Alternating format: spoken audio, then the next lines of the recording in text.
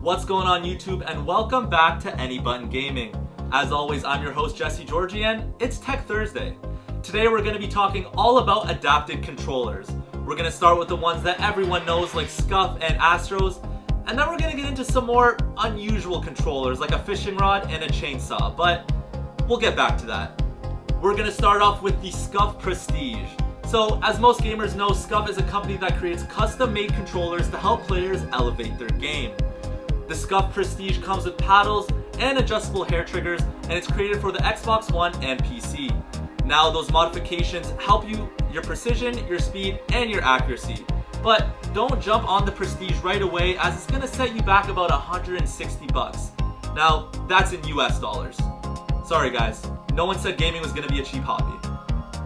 Keeping on with the controllers, we've got another brand that most gaming fans should know, Astro Gaming. Now, we already showed some love to the Xbox team, so we gotta rep PlayStation a bit here. So, for PlayStation, Astro has the C40TR. Now, this controller is very configurable. It comes with remappable and swappable analog sticks and D-pad. Not only that, but it comes with rear buttons that allow you to configure the controller whichever way you want for whichever game you want. That allows you to have the perfect experience no matter what game, no matter what time. Now, if you were upset with how expensive the last controller was, you might want to close your ears for this one. The C40TR retails for about $200 USD. Yeah, $200. Now, before we get into the weird and wacky controllers, there's one more controller that we want to talk about. Now, although it's not a third-party controller, we thought it was worth mentioning because it defines what gaming is about, a place for anyone to play. The Xbox Adaptive Controller is made specifically for people with limited mobility. The controller features large programmable buttons and connects to external switches, buttons, mounts, and joysticks, making it accessible for everyone. If you want to pick up this controller, go for it. It's going to cost you about $100. Now let's get into the weird and wacky. The first controller, if you can call it that, is the chainsaw controller for Resident Evil 4. That's right, I said chainsaw, like ring, yeah, like that.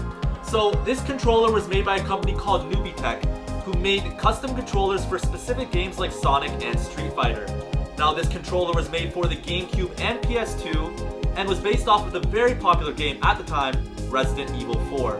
Now, there were different controllers for each console, the GameCube controller having a yellow one based off a character in the game named Chainsaw Man. Now, for the PlayStation, it was a red controller based on two characters, the Chainsaw Sisters. Now, while I think we can all agree the idea behind it is awesome and it looks really cool, it just wasn't really practical. Most fans weren't happy with the controller as the buttons were just straight up wonky. Nevertheless, we give this controller an A for creativity. Now, we've got one more piece of tech for you. Now, this controller's probably the weirdest one we've talked about so far.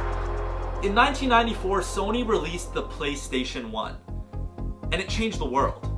Shortly after, H-Tech released the fishing rod controller, and it changed basically nothing. The controller was made originally for the Bass Landing game, and the concept behind it was pretty cool. The controller would rumble when there was something on your line, and the controller was really a pioneer for motion sensing in gaming.